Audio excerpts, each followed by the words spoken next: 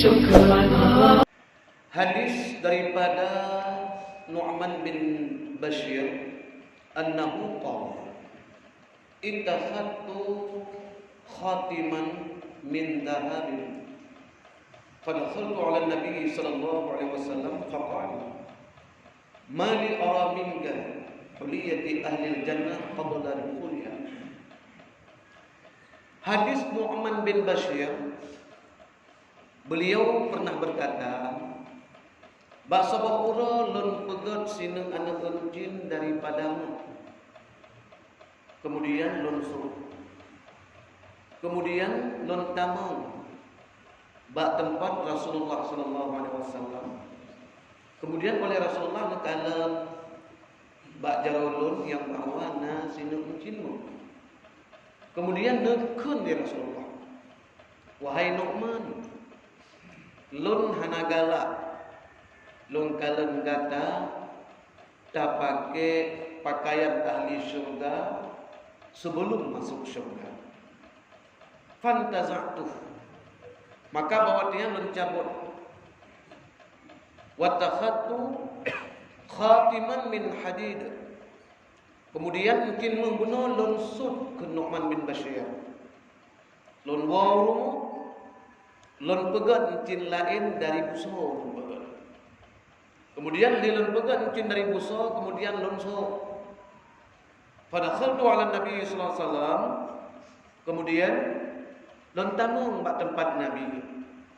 Bankalan le Nabi lun pakai mungkin busa, nekun le Nabi sallallahu alaihi wasallam. Wahai Nu'man, lun hana galak tu kata apabila lun kalan kata tak pakai pakaian ahli neraka. Di suncin busanya adalah pakaian ahli neraka. Yang nekele Rasulullah itu berdasarkan satu riwayat. Hana mesti menang sebab na riwayat lain. Kemudian fantaza'tu lencabutlah. Kemudian fatakhattu khatiman min syabhin. Lunsub lembah mungkinnya. Kemudian lun pegat lainlah mungkin. Mungkin daripada temaga warna kuning, Nu'man bin Bashir. Kemudian langsung fatakhatu lentamang ba Rasulullah. Banakala ni Rasulullah dan pakai encin temaga kuning, nekun ni Rasulullah. Wahai Nu'man, baik kata pakai encin daripada temaga warna kuning. Nyata takut untuk be patung yai sumah le sikaphi. Kemudian gecok gebah lom encin temaga kuning.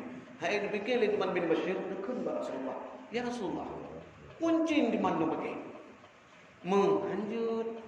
Kemudian busa pihanjut, lebih-lebih busa cicap neraka. Kemudian temaga kuning pihanjut.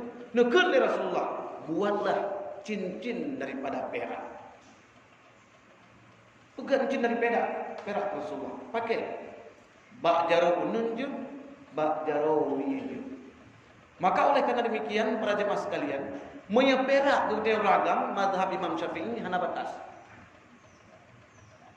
Asai baik kira mentang kurang melebih-lebih. Pakai aju berayu bacut hana buku. Baik sampai mengbaboh jalo mungkin bibinu raya mentang. Ya hana kau. Dia tak menor dia. Hai gohon dah. Dia tak bersalum ni gap kali sore. Wah dia bersalum hana kesana. Bacu-bacu biar betul. Berat tak gohon. Ya udah betul benden jin dia.